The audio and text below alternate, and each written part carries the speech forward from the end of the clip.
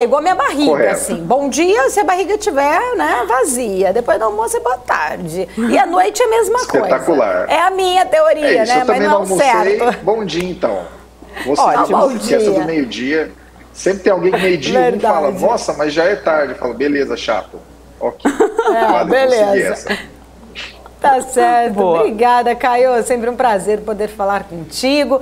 Caio, hoje queria repercutir especificamente, né? São vários assuntos, mas entrar aí mais falando um pouquinho sobre a economia americana, depois desse PIB, né? Que a gente divulgou mais cedo. Terceiro PIB. Olha o PIB. Olha a fome É a batendo. fome. Olha Falou a de fome almoço, batendo. já era. Eu te entendo. Gente, alguém me fica tranquilo. interdita, por favor, Débora. Ai, meu Deus. Esse PIB, eu vou começar do zero, Caio, porque lá o pessoal do corte vai me matar. Não vai ter corte na hora de... Rui das Neves, atenção, Rui das Neves. Não vai dar corte lá, então vamos começar seriamente. Muito boa tarde, bom dia, Caio Augusto. Vamos falar de economia americana. Bom dia, pessoal. Bom Claro, dia. O claro, PIB vamos falar de economia veio aí americana. com uma queda, né? Recessão, mas aí uma vez recessão técnica, mantendo essa recessão, na verdade, tivemos 2 PIBs anteriormente também na queda e esse terceiro vindo aí. Inflação seguindo alta lá no mercado americano, mercado muito de olho nessa expectativa da fala do Jerome Powell para amanhã. Uma análise sua aí sobre este cenário, né, da economia americana, reflexos que talvez, né, a gente pode acabar sentindo também aqui no Brasil em relação a esse PIB baixo aí da economia norte-americana.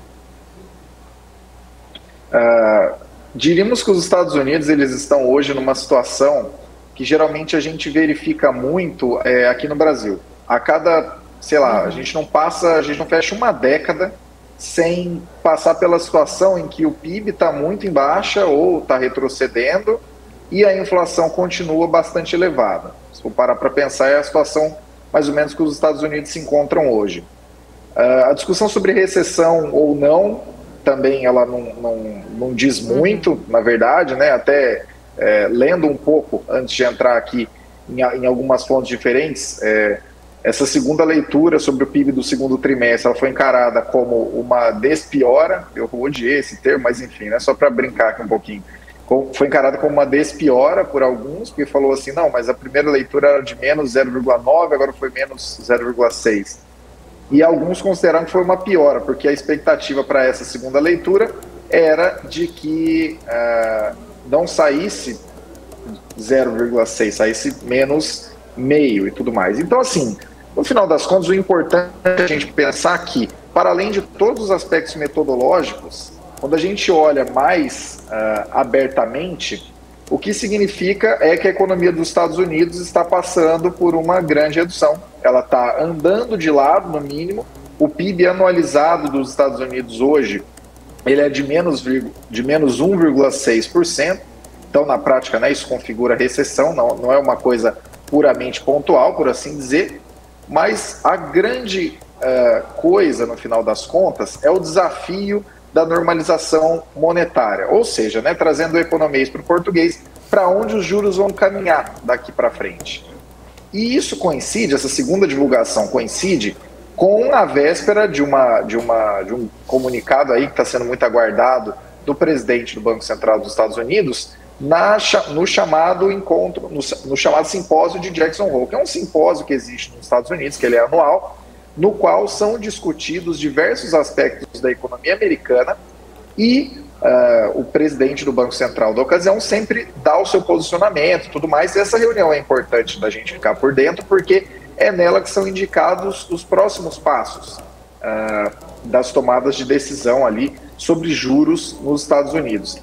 E a grande importância disso, na verdade, ela vem pelo seguinte aspecto.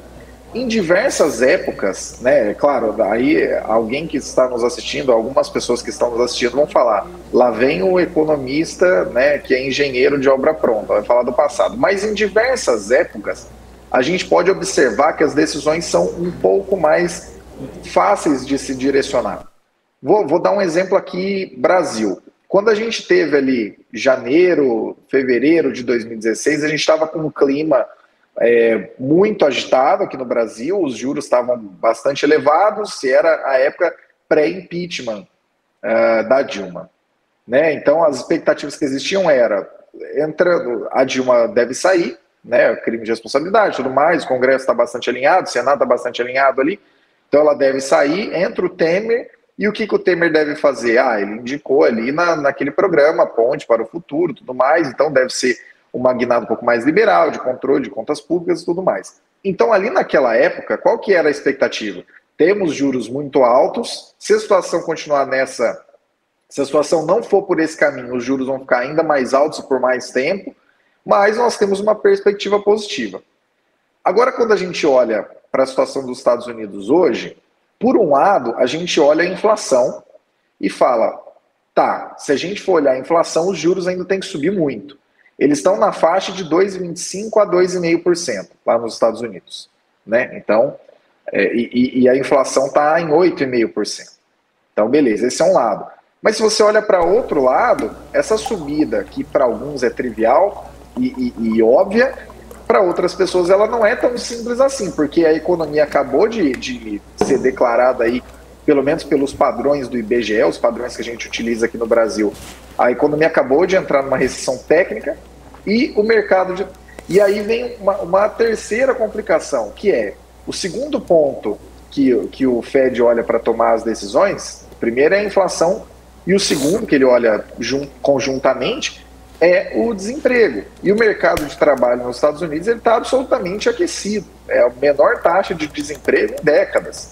Se eu não estou enganado, eu cheguei a ver um dado recentemente de que esse nível de desemprego é o menor nível de desemprego desde os anos 50 nos Estados Unidos, que é mais ou menos, tem muitas séries de dados lá nos Estados Unidos que são bastante antigas, muito mais antigas do que as que a gente tem por aqui. É um dos menores dados da série histórica. Então é um negócio impressionante. Então, assim, por um lado, o que a gente sabe é que esses juros continuarão subindo.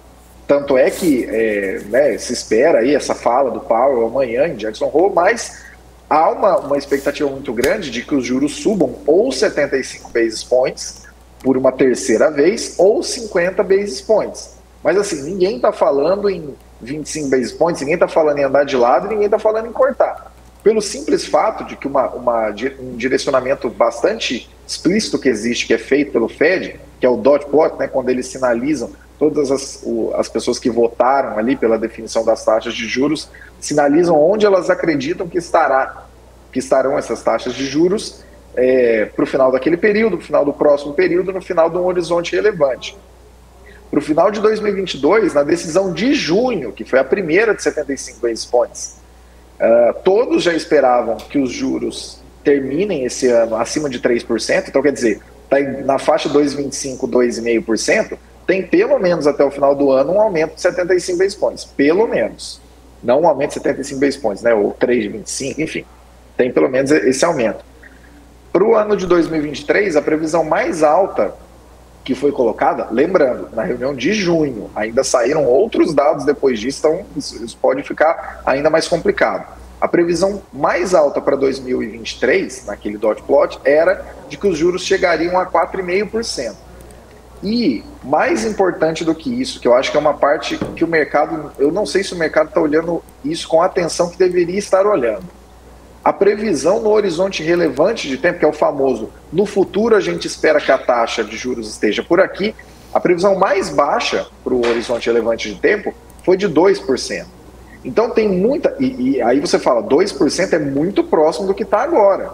O que significa, né, trazendo aí, tirando das entrelinhas, isso significa que se a taxa de juros não vai subir muito, como muita gente coloca isso na mesa, não, o Fed não vai acabar subindo tanto assim as taxas de juros e tudo mais, se ela não vai subir muito, ela também não vai cair muito.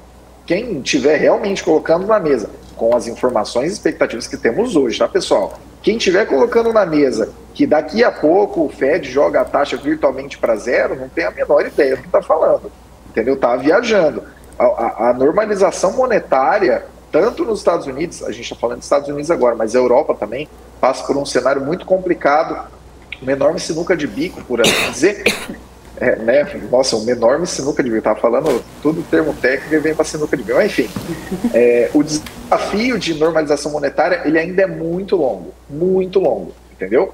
Digo mais uma vez, toda vez aqui que eu aparecer, enquanto isso não mudar, eu vou sempre lembrar a vocês, caso vocês estejam se esquecendo. O balanço do Fed continua igual, pertinho de 9 trilhões de dólares. Nesses 9 trilhões de dólares tem mercado imobiliário, tem uma porrada de coisas que ainda precisam ser normalizadas e essa missão não acaba agora. Não confundam um certo recuar de inflação que tem como origem commodities ou um certo desinchaço, por exemplo, de mercado imobiliário, com resolução de um problema que vai demorar muitos anos para ser resolvido.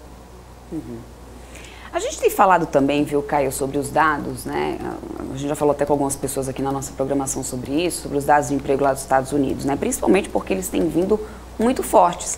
Só que o problema citado é que esse aumento é porque muitos americanos estão acumulando 2 ou 3 empregos e isso dá uma explosão nos dados. Olhando a dinâmica da economia por lá, isso é preocupante na sua opinião? Assim, é possível que o cenário esteja pior? Acredito que sim, porque a dinâmica de endividamento das pessoas, né, das famílias nos Estados Unidos, ela é muito diferente da nossa. Se a gente for fazer um paralelo, por exemplo, consignado, que é uma coisa, né, que hoje você fala, pô, pegar um empréstimo e ele bate ali no seu olerite e tudo, é uma coisa que no Brasil tem 20 anos. Acho que começou no primeiro governo Lula, isso se eu não estou enganado. E nos Estados Unidos, uma questão que é bastante presente, né, você consegue coletar essas informações meio que em loco. Se você conhecer alguém que mora por lá, você pode perguntar isso, que é fácil, os relatos são múltiplos. As pessoas tendem a ter um endividamento muito grande na pessoa física. Isso significa que as pessoas estarem acumulando empregos e ao mesmo tempo a economia estar retrocedendo é um sinal de que, com pequenas mudanças que podem estar acontecendo agora, impactos muito grandes podem vir a seguir. E no caso eu falei pequenas mudanças, mas existem mudanças muito relevantes. Por exemplo, a taxa de juros de financiamento imobiliário, tem uma taxa média, eu me esqueci o nome agora, mas o pessoal que acompanha com mais afinco vai saber do que eu estou falando. Essa taxa estava 6 meses atrás em 2,5%. Ela está chegando a 6% agora. E essa taxa ela tem efeito direto sobre os financiamentos de taxa variável nos Estados Unidos, que são muito comuns. Como as taxas de juros por lá passaram muito tempo em baixa, esse variável acaba sendo melhor do que uma taxa fixa, né, que você que já financiou um imóvel ou trabalha com isso, você sabe. Se você for pegar uma taxa fixa, na média ela vai ser maior do que a taxa que está circulando na economia naquele momento, né? Que aí o variável você vai acompanhando, enfim. Isso significa que, por exemplo, levando em conta esse endividamento que é diferente nos Estados Unidos, aquela situação que aconteceu ali no pré-crise de 2008 no mercado imobiliário, de que as pessoas vão refinanciando imóveis ou financiando imóveis diferentes, ela pode funcionar como uma certa bomba relógio. E de fato, se a gente for observar os dados mais recentes do mercado imobiliário, a gente tem visto uma queda bastante relevante. Tanto é que até um dado que é muito interessante, né? O mercado imobiliário não é uma coisa só, obviamente. Você estiver observando, mas recentemente, para vocês terem uma ideia, até em um local dos Estados Unidos que é conhecido por vender casas a um valor bastante elevado, Hamptons, até lá as casas estão tendo um price cut.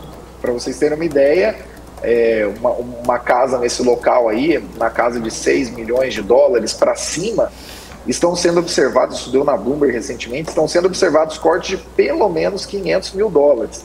Né? Isso também é corroborado com os dados de estoques de imóveis novos e usados nos Estados Unidos. Esse estoque está aumentando muito, está chegando na faixa de 10% a 12%, o que é o maior número desde 2008. Então, quer dizer, como o perfil de endividamento das famílias nos Estados Unidos ele é diferente, a qualquer mudança que você verifica dentro dos juros, dentro do custo de qualquer tipo de financiamento, principalmente os financiamentos de longo prazo, você pode ter efeitos muito grandes. Então, assim, na prática, até retomando um pouco o primeiro assunto, o que esses dados recentes indicam? Seja menos 0,9, menos 0,6, tanto faz. Esses dados indicam que essa desaceleração na economia, ela não está mais apenas nos mercados. No primeiro semestre a gente viu uma desaceleração enorme nos mercados, em diversos índices de ações e tudo mais. Agora, essa desaceleração está chegando na economia real, entendeu? E isso é um aspecto bastante preocupante.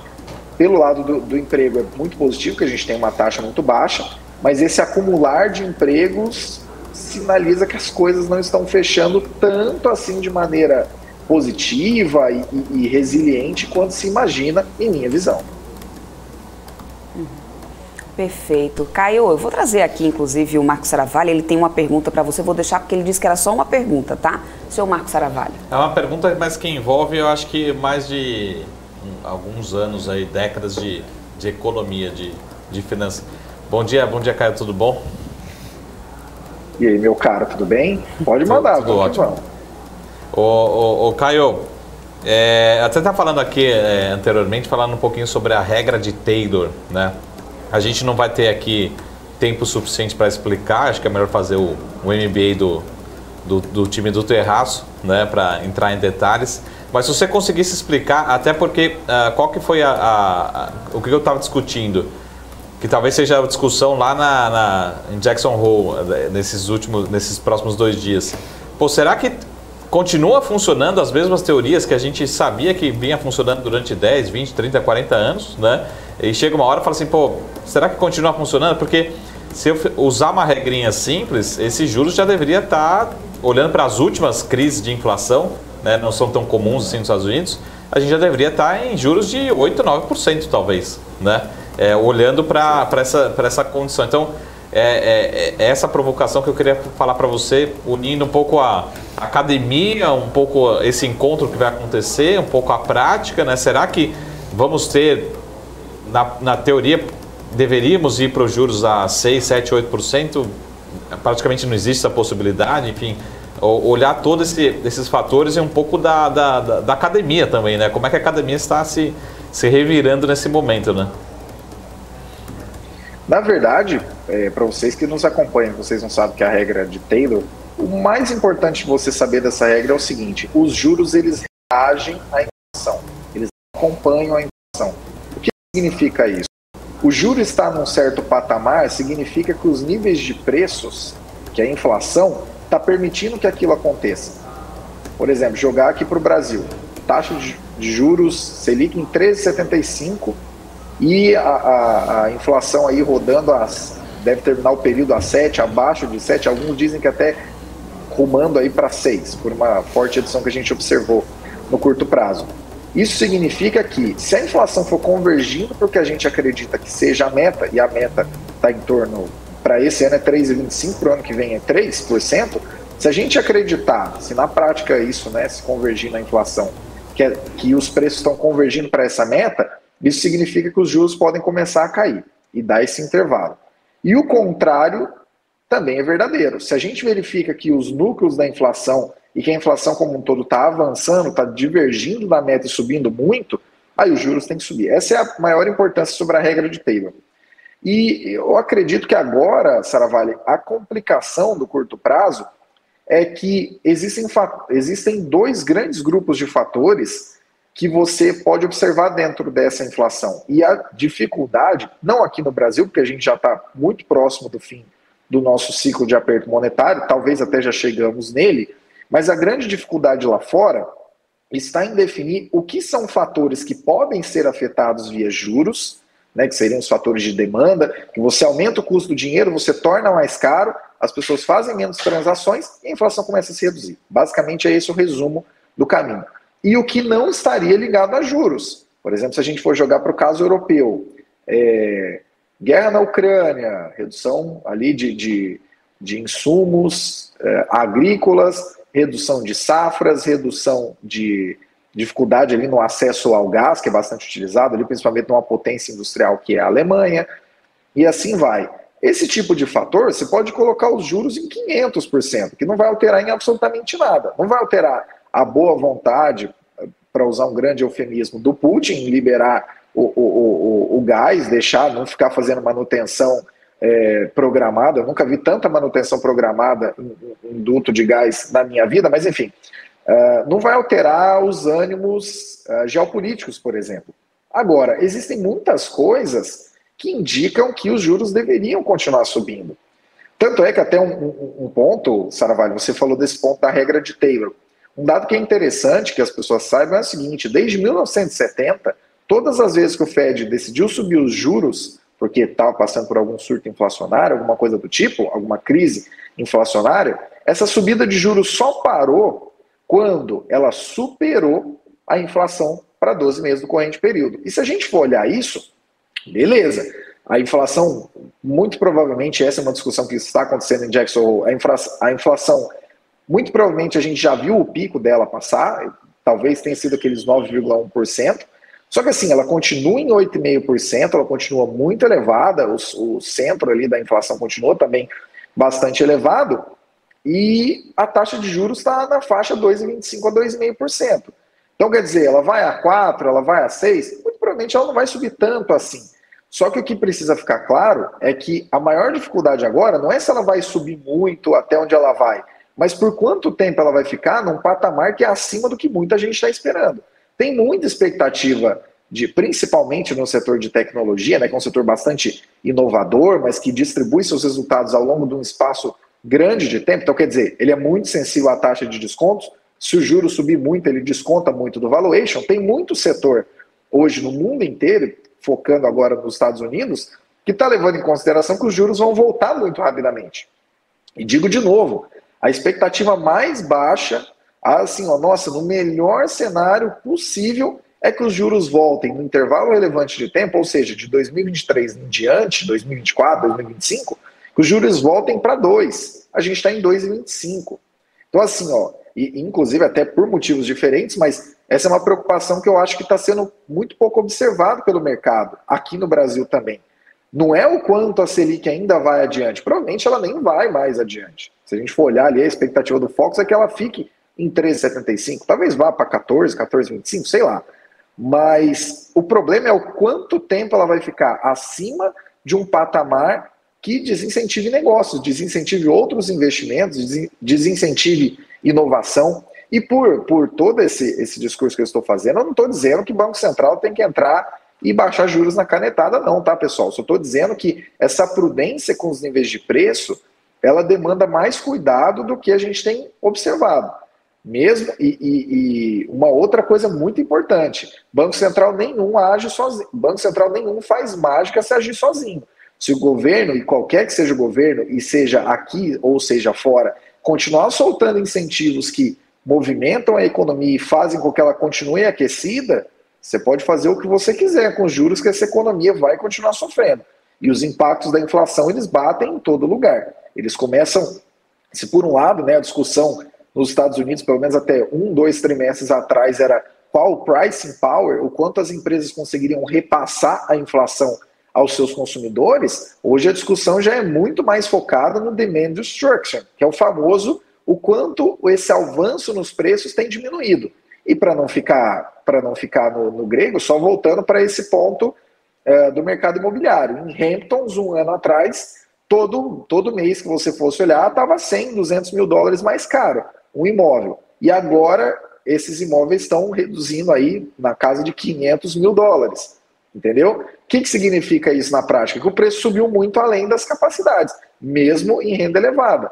Inflação é um fenômeno bastante democrático. Às vezes a gente pensa, mas a inflação vai estar só nos consumíveis e tudo mais, isso afeta mais a pessoa que tem uma renda inferior e tudo mais, mas isso não é verdadeiro. A inflação, quando ela é persistente, ela afeta quem contrata e quem emprega. Ela afeta a grande empresa e a pequena empresa. Ela afeta o cara que compra no atacado e o cara que compra no varejo. Então a gente não pode esquecer, não lidar com a inflação da maneira correta faz com que os juros tenham que ficar mais altos por mais tempo do que se desejava. E se eles vão seguir, de fato, a regra de Taylor ou não, são outros 500. Inclusive, uma última curiosidade.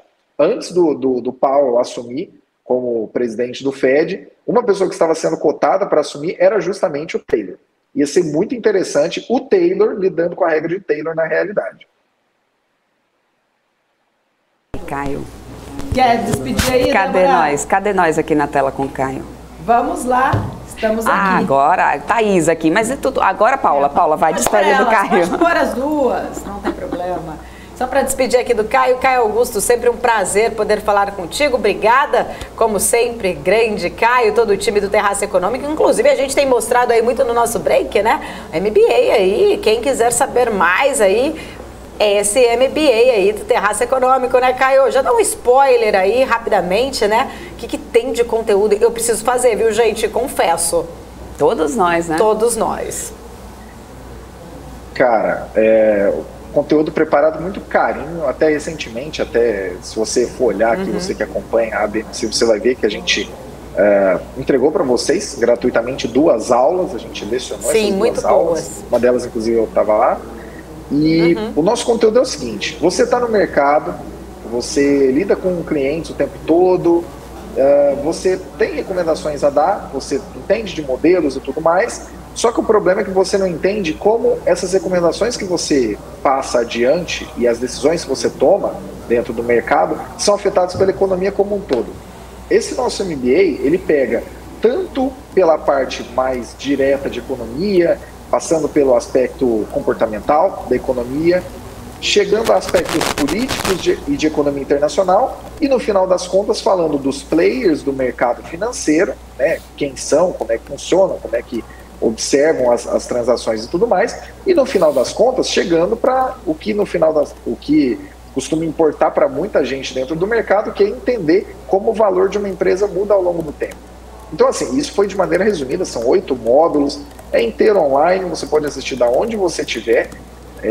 As aulas são mais curtas, são fatiadas, foi um esforço nosso para não ficar aquele negócio chato. Algumas pessoas já fizeram pós-graduação, dentre elas, nós que coordenamos o MBA, passamos por essa situação. Às vezes você chega numa aula muito grande, fica um conteúdo muito extenso, do qual você fica confuso.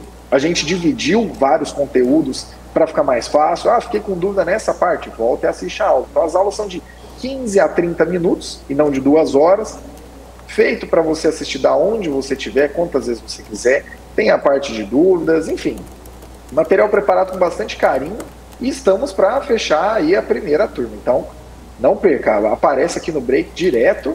Então a hora que aparecer tem o código QR aí, QR Code, não sei como é que você quer chamar, só escaneia e vai para lá. O time da BMC, inclusive, tá na tela já, viu, Caio? De atendimento. Tá na tela aí, exatamente, a gente aqui da BMC News. E a gente aqui da BMC News, a gente prioriza muito esse conteúdo educacional.